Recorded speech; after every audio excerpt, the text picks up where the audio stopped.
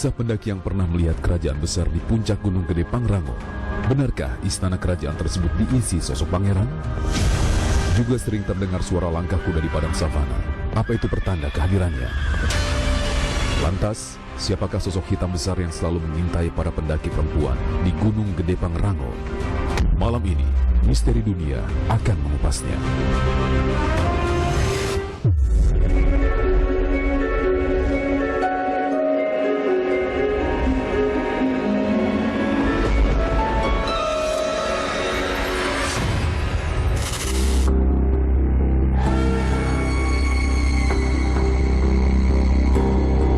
Cerita tentang sisi lain pegunungan selalu menjadi bumbu manis di balik panorama keindahan alamnya, terutama bagi pecinta alam yang memiliki kepekaan batin.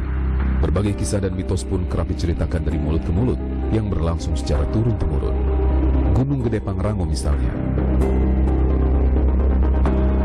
Sejauh mata memandang, terhampar pula pemandangan indah bunga abadi, Edelweiss. Di puncak inilah base camp terakhir para pendaki bermalam. Lahan datar dengan luas kurang lebih sekitar 50 hektar ini dikenal dengan sebutan Alun-Alun Surya Kencana.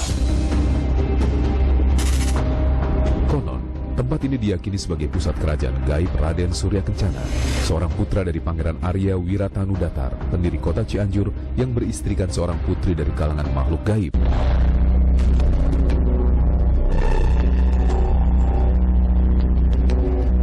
Melalui pengalaman Arya Sena, seorang pendaki senior, ditemani Mbah Rahmat juru kunci Gunung Gede Pangrango, akan menjelajah dan menunjukkan kepada pemirsa misteri dunia apa saja yang ada di sekitar alun-alun Surya Kencana.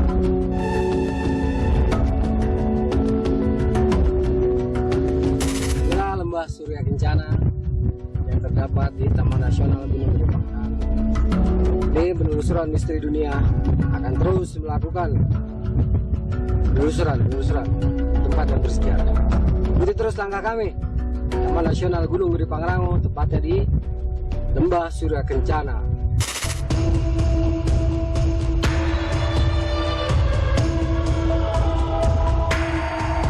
Tentang keberadaan istana dari Eyang Prabu sendiri, apakah betul adanya, Pak? Ada ya. Itu mulai dari mana, Pak, areanya, Pak? Kalau dari sini jalur Gunung Putih ya, dari pas 1 Parmesan itu udah masuk. Ya ini juga udah termasuk halamannya juga ya, kakinya. Nah, kalau dari Cibodas itu yang disebut Kandang Badak, Pak. ya Kandang Badak itu udah termasuk itu pintu keraton itu yang di situ. Kalau di sini Lawang Seketeng itu pintu keraton. Oh, pintu keratonnya Lawang Seketeng, Pak. Nah, itu termasuk keraton. Lembah Surya Kencana itu kan, kalau kita kan cuma ada Edelweiss, candi, rumput, batu gitu. Kalau menurut Abah, secara spiritual sebenarnya kalau dilihat dari mata batin itu apa sih, Pak? Kalau seperti itu kan halaman ya. Halaman istana, Pak? Halaman istana itu. Apa aja tuh, Bah, isinya halaman istana itu? Kalau sewaktu-waktu kan prajuritnya di situ semua. Oh, di situ semua. Untuk penampakan prajuritnya bawa tombak, pedang atau gimana, Pak? Iya, sama sih seperti manusia biasa gitu. Oh, gitu. Bawa senjata itu sih. Jadi lengkap ya, Bah, ya? Oh, di Gunung Gemuruh tuh pusat keratonnya, Bah, ya? Itu pusat keratonnya. Jadi Lembah Surya Kencana itu tamannya, juga tempat berkumpul prajurit. Kalau untuk Gunung Gedenya, Pak? Gunung Gedenya itu kan beda lagi ya. Benteng apa gimana gitu? Bentengnya. Kalau di alam gaib itu kan dapur sih. Oh, dapur. Kawah itu ya. Kawah itu dapur. Oh, justru malah dapurnya di kawah.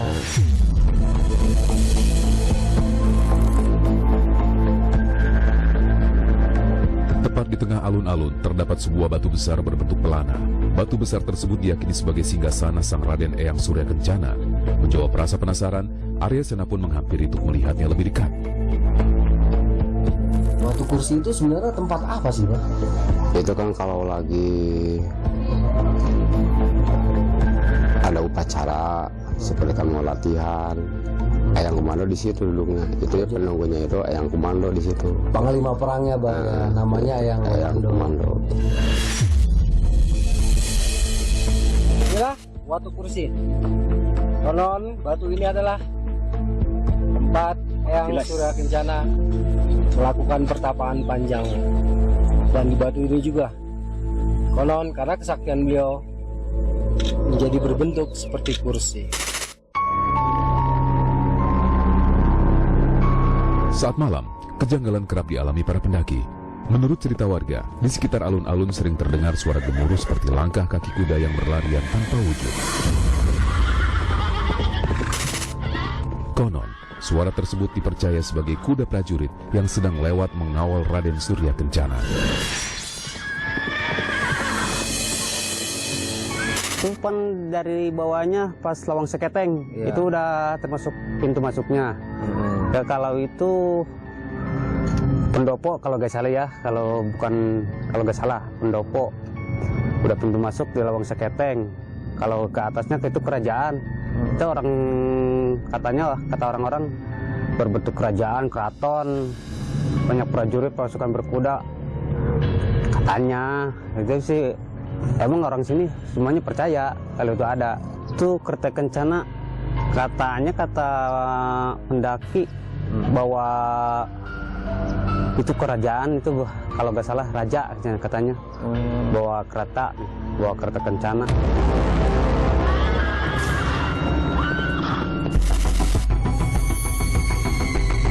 Pangeran Surya Kencana memang begitu dihormati dan segani para pendaki.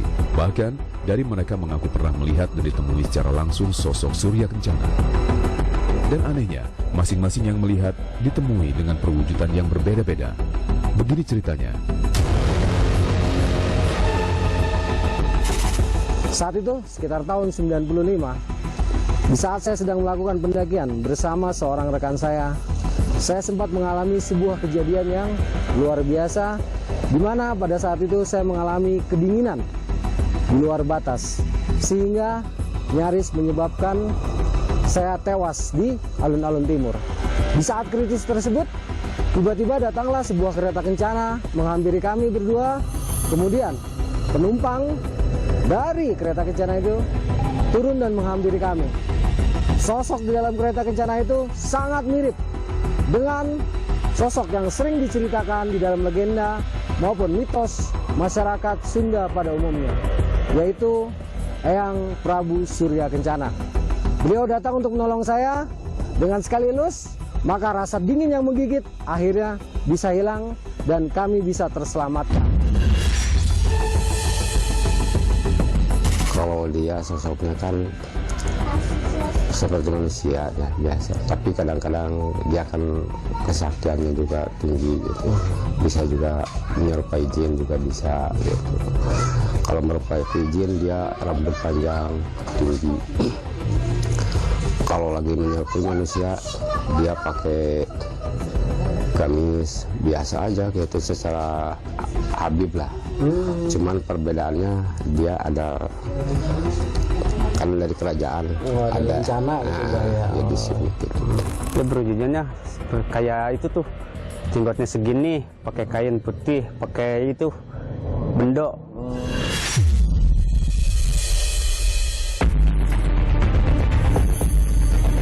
Pengalaman yang ajaib sekaligus mistis juga dialami petugas rescue saat sedang mengevakuasi pendaki. Tiba melihat sebuah masjid dan perkampungan di sekitarnya. Begini penuturannya. Ini waktu saya pernah mau ngambilin yang sakit di puncak. Dikarenakan itu ada masjid, ada rumah-rumah. Polisi ada masjid ya, dari mata air. Atasnya itu ada masjid. Alun-alun barat berarti, Pak? Iya, alun-alun barat. Nah, ikut aja saya. Di sini saya sholat, ada masjid. Saya sholat di dalam-dalamnya. Masya Allah itu. Kata orang sini, angeannya bagus-bagus. Terus bagus. Ya, bajunya bagus-bagus. Di mana saya gini. Habis sholat kok nggak ada itu masjid.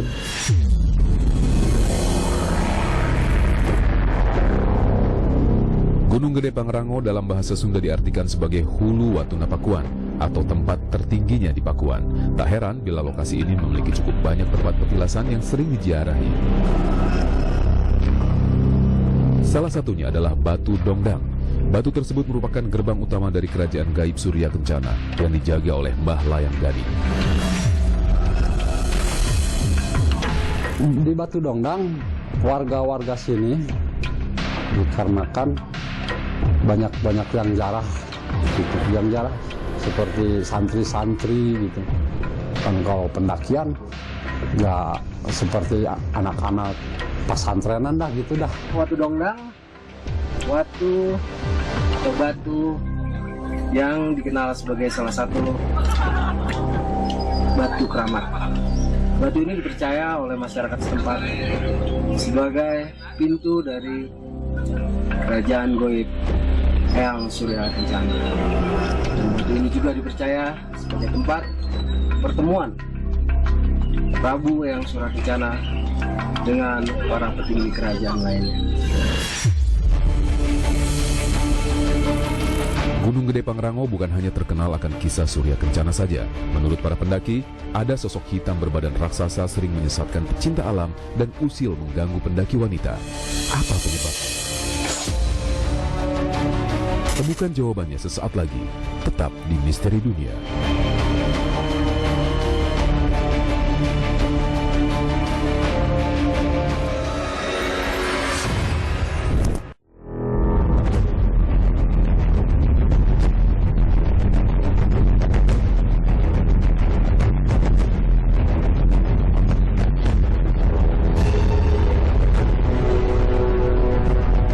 Mencapai alun-alun Surya Kencana, pendaki bisa memilih 3 jalur pendakian sebagai akses resmi menuju puncak. Pertama, jalur Sala Bintana. Kedua, jalur Cibodas. Dan terakhir, via pos Gunung Putri. Adapun jalur populer yang paling diminati kalangan pendaki adalah via Cibodas.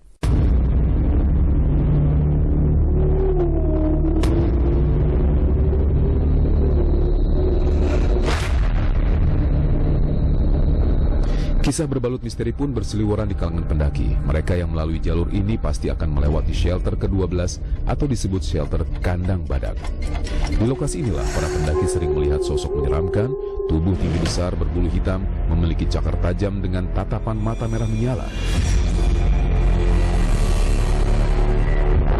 Sosok ini sering mengintai para pendaki perempuan, khususnya mereka yang sedang datang pulang. Mungkin bukan mitologi ya, lebih ke ya sosok hitam aja, hitam besar sosok itu hitam besar di Kandang Badak.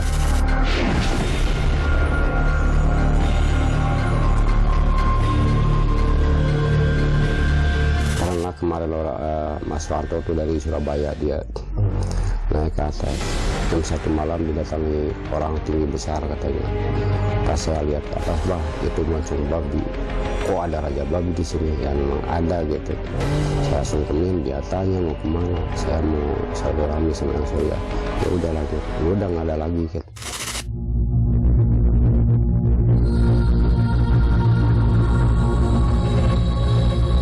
Diyakini penduduk sekitar, Gunung Gede Pangrango dijaga bangsa jin yang sering usil dan mengganggu para pendaki. Tak jarang, mereka sengaja menampakkan diri sebagai bentuk perkenalan bila di wilayah ini ada eksistensi kehidupan lain. Bahkan beberapa pendaki pernah melihat secara langsung penampakan yang menyerupai sosok pendaki lain atau teman satu rombongan. Berikut kisahnya. Dulu sih sempat di pendakian kedua saya ke sini di tahun berapa ya, 2018 kurang lebih di pos 3. Nah di situ tuh posisi emang udah mau pulang gitu kan, udah mau pulang, udah arah turun. Apa ya, dia sosok orang cuma pakai jas hujan. Oh, jas hujan. Jas hujan, dan dia sendiri, nggak tahu rombongannya. Di situ emang kita nggak sempet tanya-tanya, soalnya di situ emang saya tinggal berdua doang di posisi paling belakang. Dan di situ saya ngelihat ke belakang ada orang pakai jas hujan hijau. Akhirnya saya nyusul ke rombongan yang depan, saya tanya, Bang, itu rombongannya ketinggalan bukan satu orang? Itu pas dia jawab katanya, lah rombongan saya udah komplit Bang. Ya udah akhirnya saya nanya ke yang Posimaksi di situ. Akhirnya, "Bang, untuk rombongan ini ada yang ketinggalan nggak orangnya?" gitu kan nanya. Soalnya tadi saya ngeliat ada orang pakai jas hujan warna hijau. Dan kondisinya di situ hujan sih, rintik-rintik gitu.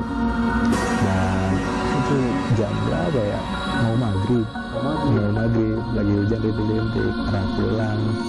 Orang lah ketemu sosok itu, cuma nggak tahu lah itu wallahu alam ya. Kalau menampakkan yang di Lawang Seketeng itu kera putih Lawang Seketeng. sama pocong gitu.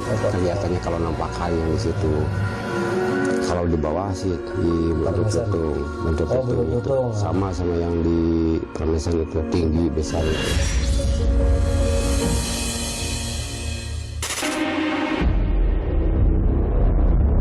Trek pendakian di Gunung Gede Pangrango, meski dianggap mudah ketimbang gunung-gunung lain, namun masih ada saja pendaki yang tersesat bahkan sampai hilang.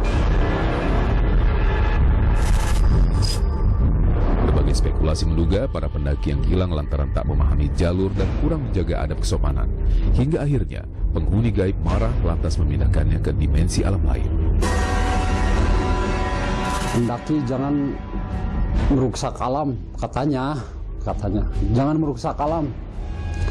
Menangis dia di atas, apalagi kalau pendaki misalnya nggak sopan dah kencing sembarangan.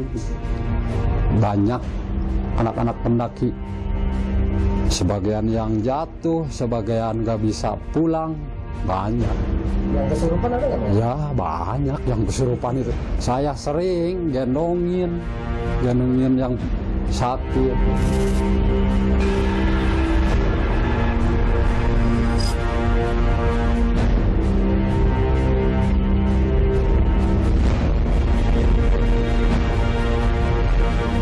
Sebenarnya sih gaibnya di sini juga sama. Kita kalau kita mau pamit dulu sih.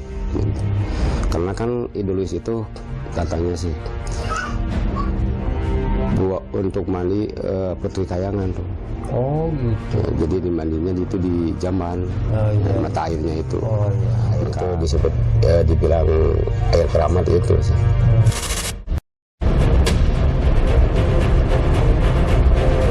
Walau berbeda dimensi, hal ini sebagai penanda bila sikap unggah-ungguh di alam seperti ini pun harus dijaga. Sebagai bentuk saling menghormati antara manusia dengan makhluk tak kasat mata. Para pendaki diharapkan mematuhi jika tak ingin kemungkinan sesuatu hal buruk akan terjadi, seperti tersesat, diganggu gaib, hingga pendaki yang tak pernah kembali.